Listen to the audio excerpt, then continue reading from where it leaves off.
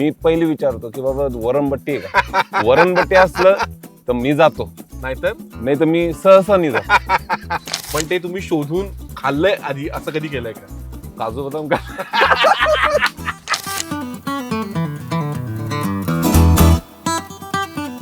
अस्सल खानदेशनी चव, वरणबट्टी वांगानी भाजी एक नंबर. मी मिस केलं ते जेवण, हा. राखीजींच्या हातचं आ, बाहेर, हा. हे तेवढं सत्य. पण काय हो, राखीजींचा स्वभाव जेवढा तिखट आहे तेवढं जेवण पण तिखट असायचं. खूप, माझी आई तर खूप टेन्शन मध्ये आली होती मला पाहून. माझे मित्र खूप शॉक झाले होते. मी आणि खरंच माझं वजन कमी झालं होतं तिथे. पुरणपोळीचा अजून एक प्रकार आहे, खापरावरची पुरणपोळी. खापरावरची पुरणपोळी. Yes. हा. अशी काहीतरी पद्धत राहते. हाताने हे करतो. हाताने. करेक्ट उत्तर देणं की आई पण खुश आणि बायको पण खुश. कारण त्यांच्यानंतर ना घरी पण जायचंय. आणि आता अशी बट्टील्या आहात ना तुम्ही, अच्छा. बट्टील्या तिले असं डायरेक्ट चुरा करा ती ना. चुरील्या ओके. मस्त. हा हा. आता त्यावर मस्त वरण टाका ना. वरण टाकायचं आता याच्यावर. हा. आता त्यानं असं मोडी लेवा ना. अच्छा. डाळ राहायची शिजवलेली, त्याच्यात चटणी तेल टाकून हा, घ्यायचं हा. किंवा पापडाचा खुडा. हा. पापडाचा कुडा हा काय प्रकार आहे? 2 ठिकाणी 2 माझे ऑप्शन आहे. एक त्रिमूर्ती हॉटेल आहे आणि एक कृष्णाबरी. परत एकदा कृष्णाबरी.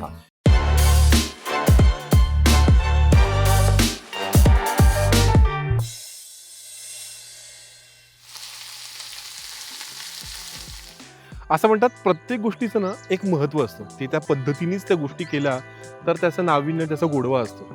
सो जेव्हा आमचं ठरलं की बाबा आपल्याला अस्सल मातीतल्या एका कलाकाराला भेटायचंय, त्याच्याशी गप्पा मारायच्या, त्याचं विश्व जाणून घ्यायचंय, तेव्हा आम्ही ठरवलं की बाबा आपलं पुणे मुंबई सोडूयात आणि ज्या मातीमध्ये हा कलाकार मोठा झाला त्या मातीमध्ये, अर्थातच आपण आता खानदेशामध्ये आहोत. सचिन भाऊंची वाट बघतो आहोत. तुम्ही एपिसोडचं टीझर बघितलं आहे की खूप कमाल गप्पा त्यांनी मारलेल्या आहेत. पण मी ठरवलं की अशी कोणती जागी भाऊ जिथे आपल्याला त्यांना भेटता येईल, आणि त्याकरता आम्ही आलोय कळमसरेमधल्या गंगा नर्सरी येथे. कळमसरेमध्ये ही जी गंगा नर्सरी आहे, मी माझ्या अवतीभोवती बघाल की अनेक वडाची झाडं तुम्हाला दिसतील. कारण या नर्सरीचे जे ओनर आहेत दत्तात्रय तावडे, हे फक्त खानदेशाचे नाही तर महाराष्ट्राचे वड मॅन म्हणून प्रसिद्ध आहेत. गेल्या 25 वर्षापासून ते आपल्या इथे वडाची झाडं टिकावीत, जगावीत आणि ती पुढच्या पिढीपर्यंत पोचवावीत म्हणून खूप जास्त प्रयत्न करतात. आणि तुम्ही सध्या बघत असाल आपल्या अवतीभोवती वडाची झाडंच दिसत नाही आहेत. सो ह्या वडमॅननी हे जे काय छान ही जी बाग फुलवली आहे, याच्यामध्ये आपण अस्सल मातीतल्या कलाकाराला म्हणजेच सचिन कुमावत यांना भेटणार आहोत. सो चला, सचिन भाऊ आले, त्यांचं स्वागत करूया. नमस्कार. फूड डेट विथ सेलेबच्या आजच्या या खमंग खुसखुशीत भागामध्ये मी आधीच तुमच्या सगळ्यांचं मनापासून स्वागत करतो. ॲक्च्युली मला आजच्या भागाची सुरुवात एका वेगळ्या भाषेमध्ये करायची होती, पण त्या भाषेचं ज्ञान माझं थोडंसं अपुरं आहे. पण मला अशी खात्री आहे की जोपर्यंत आपला एपिसोड हा संपेल तोपर्यंत या भाषेमध्ये मी पारंगत झालं असेल. कारण ज्या मातीमध्ये आपण आहोत, ज्या भाषेबद्दल मी बोलतोय, त्याचे रॉकस्टार, त्याचे किंग, खानदेश किंग अर्थातच सचिन कुमावतजी आजचे आपले फूड डेट विथ सेलेबचे गेस्ट आहेत. सचिनजी, खूप खूप खूप भारी वाटतंय मला. कारण एक तर महत्वाचं म्हणजे ना, युजली आमचे जेव्हा फूड डेट विथ सेलेबचे एपिसोड असतात, आम्ही काय करतो, आम्ही कुठेतरी स्टुडिओमध्ये असतो, आम्ही कुठेतरी रेस्टॉरंटमध्ये असतो. आज पहिल्यांदा असं होतंय एकदम की निसर्गात. आणि माझं म्हणजे मला हे कन्फ्युज करावं वाटतं की आयुष्यात पहिल्यांदा खानदेशला आलोय मी. आणि मी हे सगळं बघून विशेष भारावलो आहे. तर तुमचं मनापासून स्वागत आहे फूड डेट विथ सेलेबच्या या भागामध्ये. तुमचाही धन्यवाद, तुम्ही पुण्यावरून आलेत. अरे एनी टाइम. जेव्हा अस्सल मातीशी जोडलेल्या कलाकाराशी गप्पा मारायच्या असतात, तेव्हा अंतर कुठलंही मॅटर करत नाही. आणि मला गप्पांची सुरुवातच ह्या गोष्टीने करायची आहे की जसं आमच्या चॅनलचं नावच फूड कुटुंब आहे. सो प्रत्येक कुटुंबाची आपली एक खाद्य संस्कृती असते. तसं सचिनजींच्या घरामध्ये असं काय खास बनतं की जे आम्हाला माहित नाही? मला आमच्या इकडे खानदेशात मी ऍक्च्युली रॅप पण बनवलं होतं एकदा त्या फूडवर. तर वरणबट्टी आणि वांगानी भाजी खूप सुपर. म्हणजे मी पर्सनली जर मला कुठे गल्लीत किंवा गावात आमंत्रण राहिलं लग्नाचं, जेवणाचं, जे पण काय, मी पहिले विचारतो की बाबा वरणबट्टी आहे का? वरणबट्टी असलं तर मी जातो, नाही तर मी सहसा नाही जातो. आणि ती लग्नातली वरणबट्टी आणि वांग्याची भाजी, ह्या 2 टेस्ट आहे. एक लग्नाची आणि एक घरची. लग्नाची खूप सुपर. हा?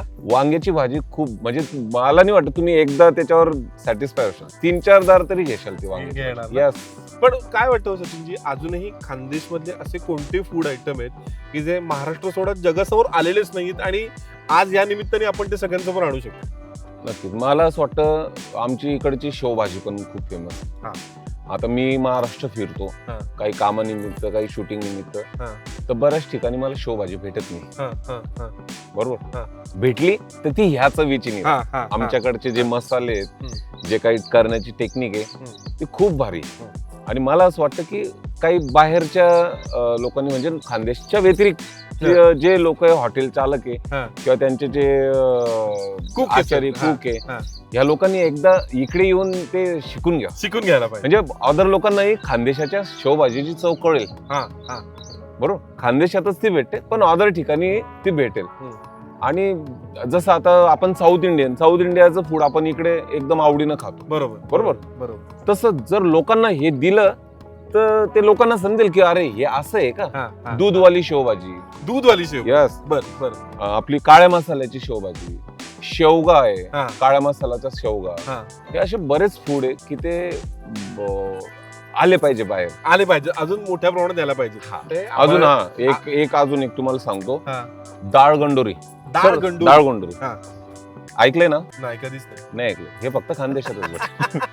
मला असं वाटतं सचिनजींनी ज्या ज्या खाद्यपदार्थांची नावं घेतलीत ना, ते ऐकून आभाळाच्या तोंडाला सुद्धा पाणी सुटलेलं आहे. आणि जोरात पाऊस सुरू झालेला आहे. सो एक काम करूयात, फूड डेट विथ सेलेबचं जे नेक्स्ट सेगमेंट आहे ते जरा इंडोर मध्ये शिफ्ट. येस. चलो. आणि पावसाच्या छोट्याशा ब्रेक नंतर आम्ही पुन्हा एकदा आलेलो आहोत फूड डेट विथ सेलेबच्या पुढच्या जर्नीसाठी.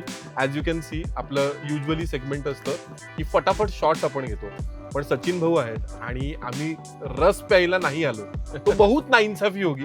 सो आज आपण फटाफट शॉट करणार आहोत, पण रस एडिशन करणार आहोत.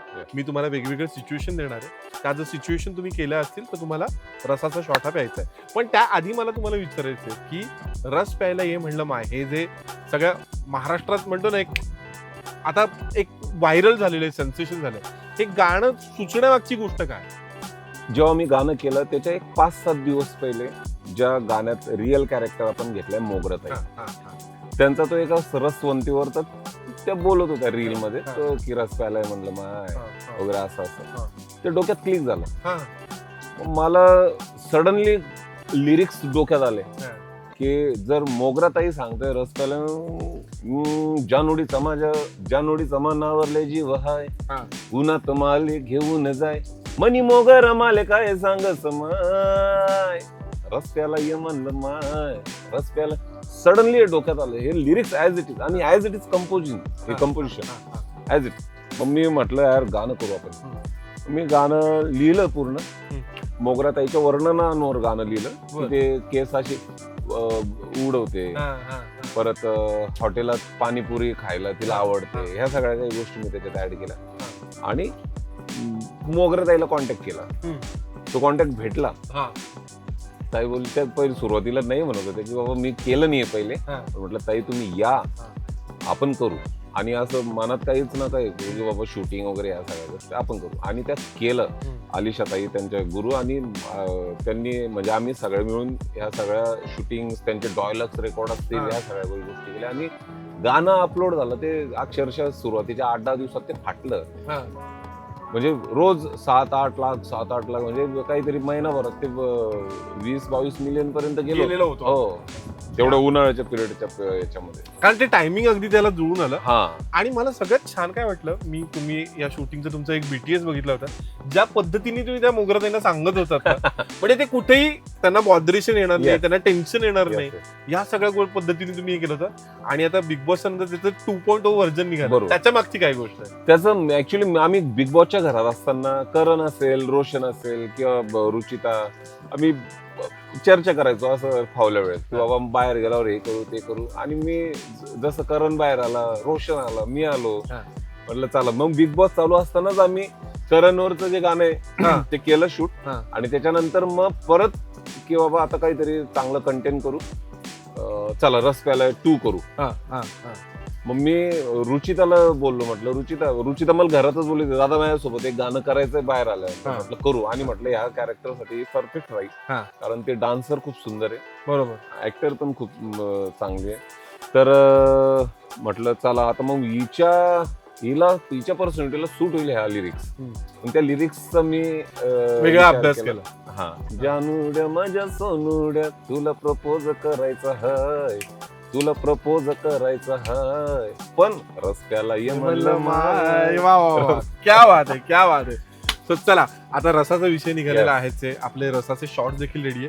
सो आता आपण सेगमेंट करणार आहोत ते म्हणजे फटाफट शॉर्ट्स. मी तुम्हाला तुमच्या लहानपणीपासून ते आतापर्यंत खाण्यापिण्याच्या काही सिच्युएशन देईल. ओके, त्या जर तुम्ही केलं असतील तर तुम्हाला रसाचा हा शॉर्ट प्यायला लागेल, आणि पिऊन झाल्यानंतर ती सिच्युएशन काय केली ते तुम्ही सांगायचं. Okay okay. So situation number 1 अशी आहे की घरी कधी तुमच्या आईनी एखादा पदार्थ असा लपवून ठेवला की नाही बाबा हे पाहुण्यांसाठी आणलंय, हे यांच्यासाठी आणलंय, पण ते तुम्ही शोधून खाल्लंय आधी, असं कधी केलंय का? काजू बदाम का? मग शॉर्ट प्यायला लागेल तुम्हाला, आणि किस्सा काय आहे तो आम्हाला थोडासाच खूप द्यायचंय आपल्याला, बरोबर, आणि नंतर जेवण पण आहे, त्यामुळे वा. आता किस्सा सांगा, काय कधी काय चोरून खाल्लंय सांगा. ऍक्च्युली मला थोडं पुसट आठवतं, मी खूप लहान होतो, 3री 4थीत असू शकतो. तर असं जर काजू बदाम आणले, कोणी पाहुणे येणार आहे आणि मग खीर बनवायची किंवा काय, आता त्यावेळेस थोडं परिस्थिती डाऊन, बरोबर, पण ते 5-5, 10,000 रुपयाचे ते आणून ठेवायचे घरात. कधीतरी मला ते दिसतंय की ते ठेवलंय आईने, त्याच्यातले 1-2 पीस 1-2 काही असं खाऊन घ्यायचे चोरून. ते आठवतं. आता आईला आठवतं का नाही आठवत मला नाही माहिती, पण मला ते आठवत. वा वा वा. पुढच्या सिच्युएशन कडे जाऊया की शाळेमध्ये कधी न आवडणारा जो तुमचा डबा होता तो दुसऱ्या कोणाला देऊन तुमचा आवडणारी भाजी वगैरे कधी खाल्ली आहे का? मला त्यावेळेस पिठलं खूप कमी आवडायचं, आणि आईने एकदा ते पिठलं वगैरे दिलं. माझ्या एक वर्ग 2-3 वर्ग मित्र आम्ही सोबत बसायचो. मग जर त्याच्या डब्यात डाळची भाजी, आणि त्यावेळेस आम्ही काय नेत होतो, चटणी पोळी, डाळ राहायची शिजवलेली, त्याच्यात चटणी तेल टाकून घ्यायचं, किंवा पापडाचा खुडा. पापडाचा खुडा हा काय प्रकार आहे? आता जसं आपलं उडीदाचा पापड, उडीदाचाच पापड सांगा, उडीदाचा पापड. तुम्हाला वाटेल मी खूप बेसिक प्रश्न विचारतो, पण मला खरंच अशी गोष्टी माहिती नाही. उलट चांगलं आहे, तुमच्या माध्यमातून माहिती पडली काही लोकांना. तर तो खुडा चुरून घ्यायचा, म्हणजे तो पापड चुरून घ्यायचा, त्याच्यामध्ये मग तेल आणि चटणी टाकून तो मस्त कुरकुरीत लागतो. अरे वा. आणि खूप सुंदर लागतो. म्हणजे आमच्या डब्याला ती पहिली पसंती राहायची. बर. म्हणजे आमचं साजूक सात्विक खाणं ह्याच गोष्टी होत्या, चटणी पोळी, किंवा आता लहान पोरांना शाळेत खिचडी दिली जाते, बरोबर, काही गोष्टी, बऱ्याच गोष्टी अशा, त्यांना चणे वगैरे, ह्या सगळ्या गोष्टी. आम्हाला त्यावेळेस असं काही नव्हतं. आम्ही हे घरूनच, हेच आमचं पौष्टिक होतं, आणि ते खाऊनच आम्ही छान झालेलं आहात. सो तुम्ही तुमचं पिठलं एक्सचेंज करा. हा, एक्सचेंज केलं. मी त्याच्याकडून डाळची भाजी घेतली आणि पिठलं ते म्हटलं हे तू खा, मला आजच्या दिवस. जाऊयात पुढच्या सिच्युएशन कडे. वेन यू म्हणजे यू ग्रोन यंग, आणि मग एक असतं ना की बाबा बाहेर खाण्यापिण्याची जरा आवड लागते, तेव्हा कधी घरी असं खोटं बोलून की आलोच बाहेर जाऊन आणि काहीतरी खाऊन आलंय, असं कधी काही केलंय का? बऱ्याचदा. मला संध्याकाळचा 6-7 वाजेचा वेळ होता, माझा दूध आणायला जायचं डेअरीवर. आमच्या इथे एकच डेअरी होती तेव्हा शासनाची. त्या डेअरीवर मी दूध आणायला जायचो. तर तिथे आता 7च्या नंतर, आता दुधाचं काम कसं 7-7:30 केव्हाही आणलं तर ते रात्री आणून ठेवायचं. बरोबर बरोबर. पण 7च्या आधी वडापावची गाडी बंद व्हायची. आमचा शेंदुर्णीचा वडा खूप सुंदर आहे. अच्छा. तो वडा खायला मग मी पहिलेच 10 मिनिट पहिले घरून निघायचो. काय तो 1.5-2 रुपयाचा वडा भेटत होता. म्हणजे आम्ही विषय सांगतो तुम्हाला, 1997-98 त्या काळातला. बरोबर. जायचो, ज्या दिवशी पैसे राहिले त्या दिवशी पटकन जायचं, पहिले वडा खायचा, दूध घ्यायचं, म्हणजे घरी दूध आणायला गेला होता, काही माहिती पडायचं काम नाही. सो वडापाव असं चोरून खाल्लेला.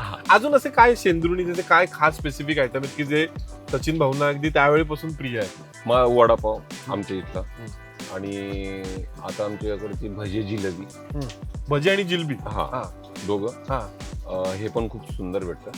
हॉटेलवर जे आमचं वांग्याचं भरीत ते ऐकलं असेल तुम्ही? ते ऐकलंय. आणि आमच्या खानदेशातली वांग्यांची चवच वेगळी. वा, क्या बात आहे. त्याच्यामुळे वरमबट्टीचे जे वांगे राहतात ना, ते पण वेगळेच राहतात. वा वा, क्या बात आहे. जाऊयात पुढच्या सिच्युएशन कडे, की आता जेव्हा तुम्ही द सचिन कुमावत झाला, सगळीकडे कार्यक्रमांना जाता, वेगवेगळ्या ठिकाणी तुम्हाला इन्व्हाइट्स असतात, तेव्हा असं कुठलं कधी हे झालंय का की अमुक एका गावात ही गोष्ट भारी मिळते म्हणून वेगळा प्रवास करून गेलायत, नाहीतर एक वाकडी करून गेल्यात आणि काहीतरी छान आयटम खाऊन झाला, तसं कधी झालं? जळगावला एक थाली भेटते, वेगवेगळे प्रकार राहतात त्याच्यात. सर असं नाही, नाव पाहिजे आम्हाला, कुठली थाळी काय ते सगळे डिटेल्स पाहिजे. व्हेज थाली. हा नाही, पण कुठल्या ठिकाणी खाता, म्हणजे कुठल्या रेस्टॉरंटचं नाव काय?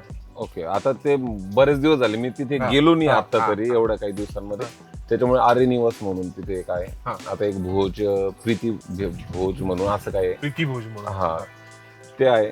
परत कृष्णा भरीत सेंटर. कृष्णा भरीत सेंटर, वा वा. हा इथली थाळी इथे तरी मी कमी गेलोय, या बाकीचे जे काही सांगले, पण कृष्णा भरीत सेंटरवर मी बऱ्याचदा जातो, बऱ्याचदा.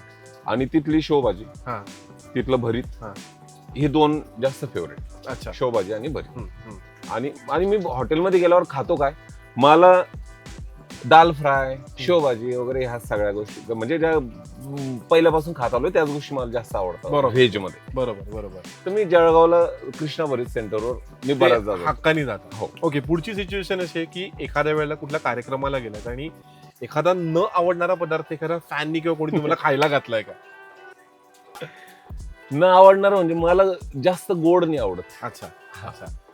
तर मग बऱ्याच ठिकाणी होतं, एका ठिकाणी नाही, असं बऱ्याच ठिकाणी होतं की नाश्ता करायच्या ठिकाणी मग पण नाईलाजानं खावं लागतं, कारण ते आपल्याला खाऊ घालण्यामागचं त्या लोकांचं प्रेम राहतं आणि त्या प्रेमापोटी ते खावंच लागतं. पण मला असं वाटतं गोडवा तुमच्या गाण्यामध्ये खूप आहे, त्यामुळे तुम्ही गोड खाल्लं नाही तरी गोड गाणीत मात्र तुम्ही आमच्यापर्यंत नक्की पोहोचलेले. सो या नोटवरती गोड एंड करूयात या सेगमेंटचा आणि जाऊयात आता पुढच्या सेगमेंटकडे.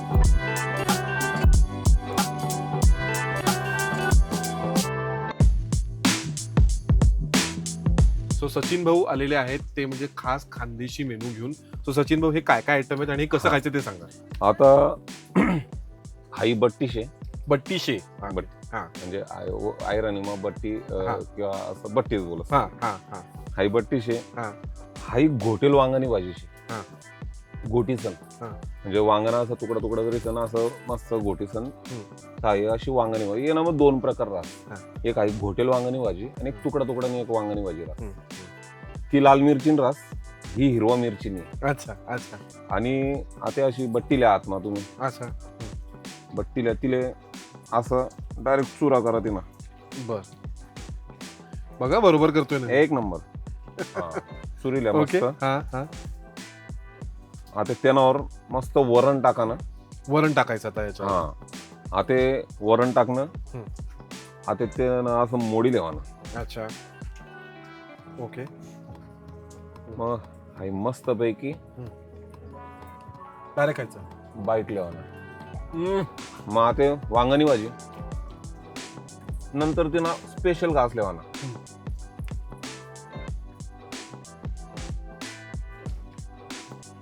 भाई साहब, हाई प्युअर खानदेशनी चव, अस्सल खानदेशनी चव, वरमबट्टी वांगणी भाजी एक नंबर. आणि त्या वांग्याच्या भाजीला जे काही तो मिरचीचा स्वाद आहे ना, असा घसापर्यंत जाणवते की हा भाजी आलेली आहे. सो परत एकदा क्रम सांगा मला. वरणबट्टी वांगणी भाजी, एक आते हाई बाईट लेवाना, आणि मग वांगणा भाजी. लाईफ सॉर्टेड आहे, मी इथे राहतोय. जो पण खातो तो या फूडच्या प्रेमात पडतो. खूप सुपर्ब आहे. म्हणजे आमचे नातेवाईक, माझे मित्र परिवार हे खानदेशाच्या बाहेर पण राहतात, पण तिकडे आल्यानंतर आवर्जून हा मेन्यू ते करायला लावतात घरी, आणि आमच्या घरी हा मेन्यू होतो. वा, कमाल कमाल कमाल. आणि ह्या बट्टीत पण, ही बट्टी तळलेली, ही तळलेली बट्टी. Okay okay. याच्यात भुजलेली बट्टी पण येते. भुजलेली, आपल्या लाकडांचा जो जाळ राहतो, जो विस्तव राहतो, त्या विस्तवर ह्या पिठाचे, याच्यात पण गहू आणि मक्याचं पीठ राहतं, आणि त्याच्यात मग ते अजवान वगैरे काही गोष्टी मिक्स करून त्याचं मस्त ते, आणि ते जाड राहतं हे पीठ. पोळीचं जे राहतं ते बारीक राहतं, हे थोडंसं जाड राहतं, आणि ते जाड राहिल्यावरच ते असं बनतं. तर ही तळलेली आणि एक भुजलेली. हम्म. ती भुजलेली बट्टी मस्तपैकी ते भुजून झाल्यानंतर त्या विस्तवामध्ये ती उचलायची, एका ठिकाणी मस्त गावरानी तुपात ती भिजवायची आणि मग तो एक अजून वेगळा फ्लेवर आहे. तो एक फ्लेवर. आणि हे जे वरण असतं हे रेग्युलर वरण आहे ना? रेग्युलर आपला तुरीचा डाळचं वरण. हा, म्हणजे त्याला करत वेगळा मसाला नसतो आणि याच्यामध्ये जेवढं स्वाद सरळ आहे. सरळ. सचिन भाऊ, आता तर आपण छान वरणबट्टी आणि वांग्याची भाजी खातोय, पण मला सांगा बिग बॉसच्या घरात तुमचा खाण्यापिण्याचा कसा काय क्रम होता? म्हणजे काय तुम्ही खायचात मोस्ट, काय आता सगळ्यात जास्त आठवण येते कोणत्या गोष्टीची? ऍक्च्युली काय होतं ना, आता सगळे लोक कंटेस्टंट सगळ्यांच्या ड्युटीज वेगवेगळ्या होत्या. बरोबर. मी काही दिवस भांडे घासले, नंतर काही दिवस मी चॉपिंग वगैरे करायचो. आणि मॅक्सिमम तन्वी, राखीजी, दीपालीताई वगैरे हे 2-3 लोक स्वयंपाक करायचं. सकाळी आता तिथे भाजीपाला यायचा, पण कोणी खात नव्हतं आणि मला आवडत होतं, त्याच्यामुळे ते राहून जात होतं. पण बाकी डाळ भात, राखी जी आली त्याच्यानंतर मग आम्ही बऱ्यापैकी मी मग भाजीपाला पण त्या करायला लागल्या, ढोबळी मिरची वगैरे. म्हणजे खूप सुंदर ते मला आवडलं आणि मी मिस केलं ते जेवण राखीजींच्या हातचं बाहेर. हे तेवढंच सत्य. पण काय राखीजींचा स्वभाव जेवढा तिखट आहे तेवढं जेवण पण तिखट असायचं नाही. जेवणाच्या बाबतीत मी जेवणाच्याच बाबतीत बोलतो पर्टिक्युलर, की जेवण खूप सुंदर बनवायचे ते, खूप छान होतं जेवण. प्रत्येकाच्या हाताला एक वेगवेगळी चव होती. सगळेच लोक त्या ठिकाणी जे पण करायचे ते खूप स्वादिष्ट करायचे. आता मी पण काही गोष्टी समजा चहा, एखाद्या वेळेस चहा मी ठेवत होतो, बाकीचे ठेवत होते. मला जेव्हा वाटलं तेव्हा मी चहा मला घ्यायची, तेव्हा मग रोशन वगैरे आम्ही सगळे, करण, आयुष वगैरे आम्ही चहा वगैरे काही, मग अंड्याचे काही पदार्थ होते, आमलेट वगैरे ह्या काही गोष्टी. तसं एक वेगळं गाजलं तुमच्या सीझन मध्ये. अंडा लपवणं असेल, अंडा करून खाणं असेल, बिग बॉसच्या आदेशा पलीकडे जाऊन खाणं असेल, अंडा विशेष गाजलं तुमच्या सीझन मध्ये. कारण आहे ना, एकमेव ते असं खाद्य होतं की त्या रोज खायला तिथे होत होतं. बरोबर. म्हणजे नॉनव्हेज पैकी. बरोबर. प्रभूला ते खाण्याची सवय. परत हे जिम करायचे पोरं, रोशन करायचं, आपला ओमकार करायचा, विशाल करायचा, ह्या लोकांना जिम साठी ते लागायचं. त्याच्यामुळे ते जे काही होत होतं ते आपण सगळ्यांनी पाहिलंच, सगळ्यांनी बघितलेलं. पण मला एक सांगा की जेव्हा तुम्ही बिग बॉसच्या घरातून बाहेर आलात आणि जेव्हा घरी आला तुमचं खूप जंगी स्वागत झालं. आम्ही सगळे तुमचे व्हिडिओ बघितले, अक्षरशः दिवाळी असल्यासारखं वाटत होती आम्हाला. अख्ख्या चंदुर्णीमध्ये लाइटिंग होतं, फटाके उडत होते. आल्यानंतर घरचा असं कोणता पदार्थ सगळ्यात पहिल्यांदा खाल्ला? मी घरी तर खाल्लं, पण मी तुम्हाला एक गंमत सांगतो. मी जसं तिथून निघालो, मुंबईतून निघालो, तर इकडे छत्रपती संभाजीनगरकडे आल्यानंतर एका हॉटेलमध्ये मी नेहमी जातो, तिथे साई हॉटेल आहे. तर त्या हॉटेलमध्ये मी पहिले खाल्लं मेथीची भाजी. मेथीची भाजी बर. पिठलं आणि त्याला म्हटलं ठेचा बनव, मिरचीचा ठेचा. मी ते खाल्लं तिथे. पहिले पापड खाल्ले खूप. मग समाधान झालं. नंतर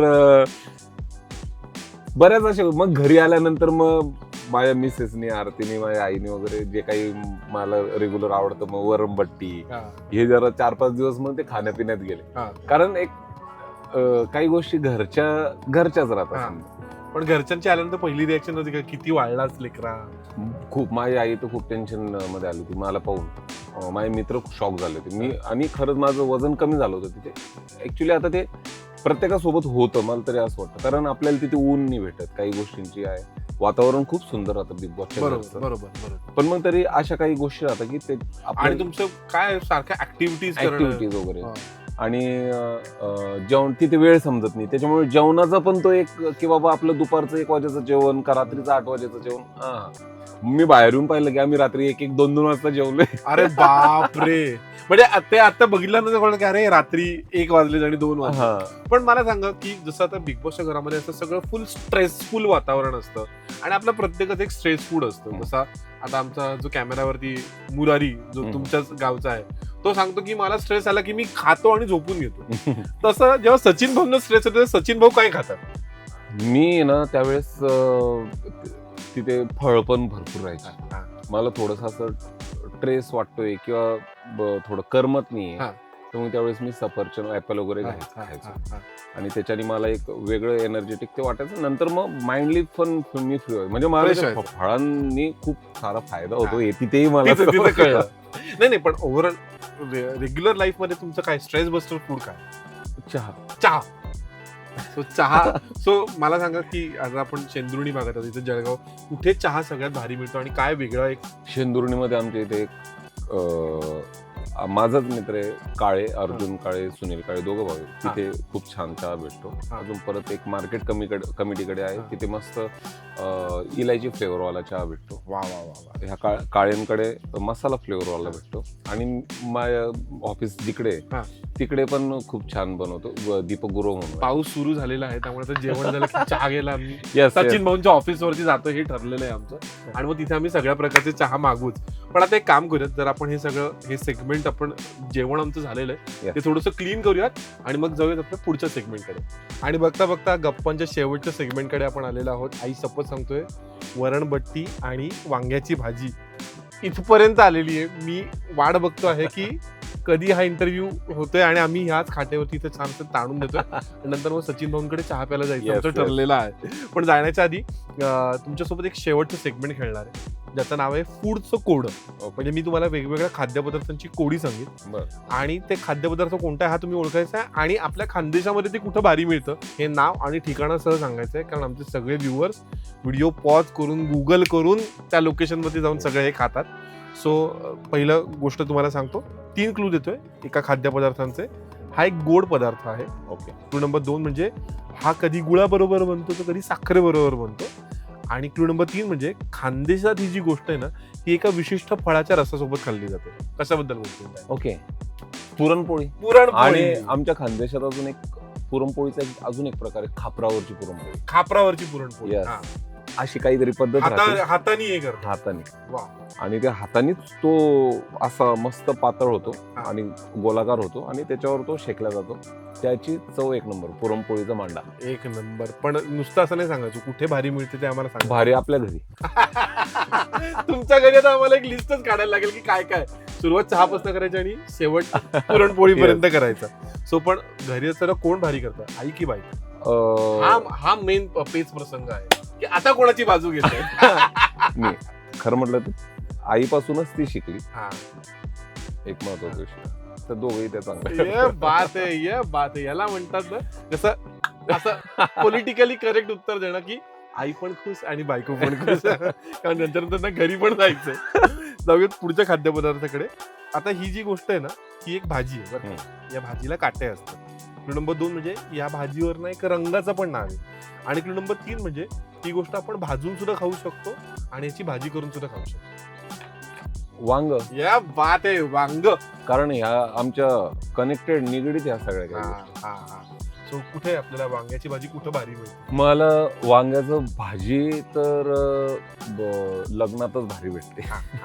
मुळात म्हणजे लग्नाची मी पहिलेच बोललो आपल्या सुरुवातीला. पण एक भरीत की जे मी आतापर्यंत कृष्णा भरीत सेंटर जळगाव ह्या ठिकाणी हो, कारण मी तिथलंच खाल्लंय आतापर्यंत, त्याच्यामुळे मला ते तोंडात आजही तीच चव आहे. सो कृष्णा भरी सेंटरचे जे कोणी पगलूज आहेत, जे प्रेम करतात, त्यांनी प्लीज खालती कमेंट्स मध्ये आम्हाला कमजत द्यायला विसरू नका. जाऊयात पुढच्या खाद्यपदार्थाकडे. हा जो खाद्यपदार्थ आहे ना, हा खास करून उन्हाळ्यामध्ये याची खूप आठवण येते. नंबर 2 म्हणजे हा दुधासारखा दिसतो पण दूध नाही. आणि मी असं ऐकलंय की खानदेशामध्ये तुमच्याकडे काहीतरी बुंदी घालून हा पदार्थ दिला जातो. मठ्ठा. येस, मठ्ठा. सो हे बुंदी घालायचं काय प्रकरण आहे, म्हणजे काय काय भारी मिळते त्याचं ना, एक ती बुंदी ना क्रंची राहते. ओके. आणि ते आपण पिता पिता ते त्याची एक वेगळी मजा येते. तर हे बऱ्याच ठिकाणी चांगलं भेटतं. आमच्या गावात सुद्धा आहे, आनंद हॉटेलच्या समोर एक आपल्याच, त्याच्या गाडीचं नाव मला माहिती नाही, मुरारील माहिती असेल काय माहिती, चौधरीच वाटतं. तर त्या ठिकाणी तो मठ्ठा दर उन्हाळा लागला की तो लावतो, म्हणजे गावात. बाकी इन जनरल मग आपण जिथे हॉटेलला जातो तिथे असला तर आपल्याला तो भेटतो. पण मी हा मठ्ठ्याचा प्रकार म्हणजे बुंदी घालून हे पहिल्यांदा मी खानदेशातच ऐकलं. कारण आमच्याकडे म्हणजे मी आता पुण्याचं राहणार आहे, बरोबर. त्यामुळे आमच्याकडे फार फार तर काय बाबा की त्याला काहीतरी वाटण लावलंय, हा, हा. चाट मसाला घातलाय, बरोबर. एवढंच. कोथिंबीर वगैरे घातली. नाहीतर आमच्या इथे अगदी जे हार्डकोर पुण्याची जी लग्न होतं त्याच्यामध्ये आम्ही जिलबी आणि मठ्ठा खातो. मठ्ठा.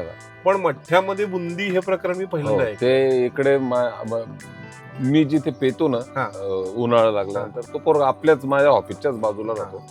गौरव आहे का? हा, गौरव. कारण तो मला असं वाटतं एकमेव तोच लावतो आमच्या गावामध्ये मठ्ठ्याची गाडी. आणि ते भारी असतं. हो. ओके, आता जाऊयात पुढच्या पदार्थाकडे. पुढचा जो पदार्थ आहे ना, हा कधी लाल असतो कधी पिवळा असतो. ओके, याची भाजी करतात. आणि तिसरा महत्वाचा क्लू म्हणजे ह्याचा ना फरसाणाशी खूप जवळचा संबंध. लाल असतो. कधी लाल असते ही गोष्ट, तर कधी पिवळी असते, तळलेली असते. याची भाजी होती आणि याचा फरसाणाशी संबंध. शेव भाजी. सो शेव भाजीचं काय काय आम्हाला तुम्ही रेकमेंड करा? शेवभाजी मी जळगावच्या जिथे जातो जर गेलो आणि मला जर खायचं राहिलं की बाबा शेवभाजी खायची तर 2 ठिकाणी 2 माझे ऑप्शन आहे. एक त्रिमूर्ती हॉटेल आहे, एक अजिंठा चौफुलीच्या त्या चौकात वाटतं ती कुठेतरी, आणि एक कृष्णाभरी. परत एकदा कृष्णाभरी. यार मला असं वाटतं ना की पुढचा एपिसोड ना सचिन भाऊन घेऊन डायरेक्ट कृष्णाभरीतलाच करावं की काय असं मला वाटायला लागलं. कारण मी भेटत असेल आमच्या खानदेशात सगळ्याच प्रकारच्या गोष्टी सगळ्याच बऱ्याच ठिकाणी खूप चांगल्या भेटतात. पण मी जिथे खाल्लंय त्याच्यामुळे मी तिथे खाल्लंय म्हणून मी ते म्हणजे कुठलं बाकीच्या गोष्टीला हे कमी चांगलं असं नाही, त्यांनी जिथलं खाल्लंय तिथे मी जिथे खाल्लंय तिथे. आणि मला बाकीचे पण काही माझे मित्र पण मला सांगतात की बाबा ह्या ठिकाणी हे चांगलं, म्हणजे बऱ्याच आमच्या मॅक्सिमम हॉटेल्स चांगले आमच्या खानदेशात आणि सगळेच पदार्थ सगळ्याच ठिकाणी खूप चांगले भेटतात. पण मी जिथे खाल्लंय ते मी तुम्हाला सांगतोय की बाबा मी ह्या ठिकाणी खाल्लंय, मला ते आवडतं. ओके, मला व्हिडिओ एंड करायच्या आधी ना, जसं आता तुम्ही मगाशी एक कुठल्या तरी पदार्थाचं नाव सांगितलं, मी विसरलो. तर असा एखादा खानदेशाचा पदार्थ की जो आजपर्यंत कोणी ऐकलं नसेल, फार काहीतरी गंडाळा असं काहीतरी, डाळ गंडोरी, तर ते काय जरा सांगा ना. म्हणजे मला त्याची प्रोसेस प्रॉपर नाही माहिती, पण 3-4 टाईपच्या डाळ राहतात, जसं हरभऱ्याची डाळ, तुरीची डाळ वगैरे अशा काही गोष्टी. आणि आपली मिरची राहते, हिरवी मिरची, त्या हिरव्या मिरचीच्या अशा उभ्या हे करून त्याला गंडोरी असं काहीतरी, ते डाळ गंडोरी असा तो एक प्रकार. पण तो त्याची चव इतकी खास आहे.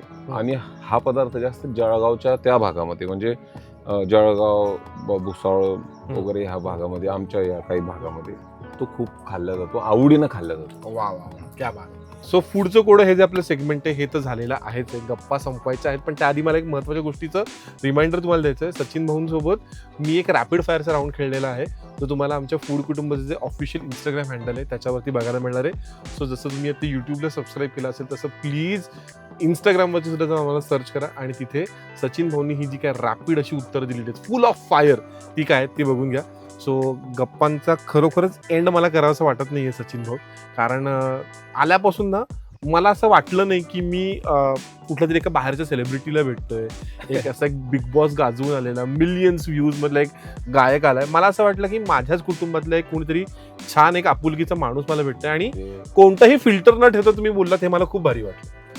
ते म्हणजे जवळपास हे आमच्यावर आमचे श्रीकृष्ण चौधरी सर, मी लहानपणापासून माझ्या घरच्यांचे ह्या काही गोष्टींचे संस्कार, आमच्या इकडचे काही ह्या गोष्टी की ते एक आपण माणसं सोबत वावरताना, वागताना, बोलताना एक आपलापणा त्याच्यात पाहिजे. मग माणूस तो किती मोठा राहो, काही राहो, कसंही राहो, ते सगळं बाजूला, पण एक माणसाशी माणुसकीनंच वागलं गेलं पाहिजे आणि ते बोलल्या गेलं पाहिजे. आणि ते सगळ्यात महत्वाचं आहे आजच्या काळात, माणसाने माणसाशी सारखं वागणं हे खूप महत्वाचं आहे. गोईंग अहेड अजून आम्हाला तुमच्या पोतडीतनं काय काय नवीन गाणी ऐकायला पाहायला मिळणार आहेत त्याच्याबद्दल काय सांगा? नक्कीच माझं आता येणाऱ्या काळात आता ते टायटल मी काही सांगणार नाही, पण खूप चांगल्या लेवलवर आपण काम करतोय आणि एक ग्लोबल एक दर्जा तर आम्ही चाललंच आहे आमचं सगळं. बरोबर. तर त्या लेवलला दर्जेदार काहीतरी आम्ही घेऊन येऊ आपल्या युट्यूब चॅनलसाठी.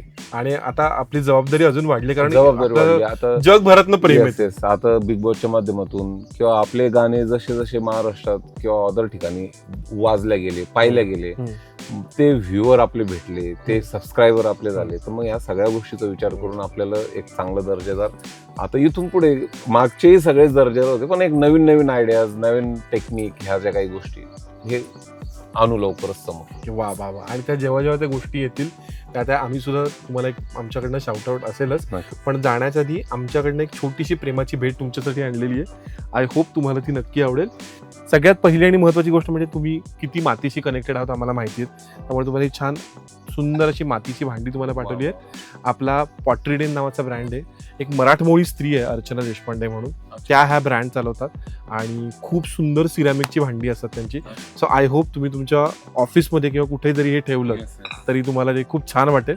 आणि हे जे पुढचं गिफ्ट आहे ना, हे खरंच खूप खास आहे, कारण पुणे बेस्ड त्वेषा इंडिया हा जो ब्रँड आहे, जो स्नेहा अब्दागिरी यांनी सुरू केला आहे, त्यांच्या ब्रँडचा हा जो छान हँड ब्लॉक प्रिंटेड कुर्ता आहे, हा मी तुम्हाला देतोय. कारण हा जो ब्रँड आहे ना, हा स्त्री, पुरुष, लहान मुलं या सगळ्यांसाठी अतिशय कम्फर्टेबल, ट्रेडिशनल आणि कंटेम्पररी स्टाईलचे कपडे बनवतात. तर ज्यांनी मला एक गिफ्ट पाठवलं तुमच्या माध्यमातून त्यांना माझ्याकडून पर्सनली थँक्यू बोला, धन्यवाद बोला खूप सारं. तुमच्या खानदेशातून तुम्हाला खूप सारं प्रेम, धन्यवाद. आणि तुमचंही खूप मनापासून आभार व्यक्त करतो की तुम्ही पुण्यावरून खास मला भेटण्यासाठी, हा पॉडकास्ट करण्यासाठी तुम्ही आलात. तुमचं मनपूर्वक आभार.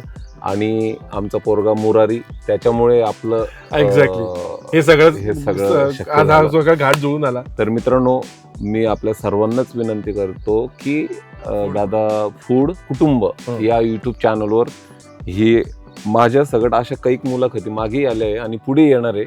त्याच्यामुळे तुम्ही हे चॅनल सबस्क्राईब करा आणि आधीच दादांना खूप सारं तुमच्या व्ह्यूच्या माध्यमातून, तुमच्या कमेंट्सच्या माध्यमातून, तुमच्या शेअरिंगच्या माध्यमातून खूप सारं प्रेम द्या, ही माझी विनंती.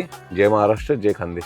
आणि जाता जाता जसं मी तुम्हाला सांगितलं होतं की आम्ही दर व्हिडिओच्या एंडला म्हणतो की खाण्यावरती प्रेम करायचंय, त्याकरता फूड कुटुंबला लाईक, शेअर, सबस्क्राईब करायचं. ओके. हे जर मला तर तुमच्या भाषेत म्हणजे अहिराणी भाषेमध्ये बोलायचं असेल तर कसं बोलू की खाण्यावरती प्रेम करायचं, तर कसं बोलू? खावावर प्रेम करा ना. खावावर प्रेम करा ना. पुढचं काय वाक्य? त्याकरता फूड कुटुंबाला लाईक, शेअर, सबस्क्राईब करा. त्यासाठी फूड कुटुंब हाई चॅनलले फूड कुटुंब ह्या हाई चॅनलले लाईक करा ना आणि सबस्क्राईब करा ना. हाई मन पाईन विनंती. हाईन मन पाईन विनंती. मन पाईन विनंती तुमले. सो प्लीज मनापासून विनंती करतो आहे की चॅनलला नक्की लाईक, शेअर, सबस्क्राईब करा. बाकी फूड कुटुंबावरती अशा खमंग गप्पांचा आणि रेसिपीजचा हा जो प्रवास आहे हा असा सुरू होणार आहे. सो बघूयात पुढच्या प्रवासात आपल्याला कोण भेटतंय. धन्यवाद.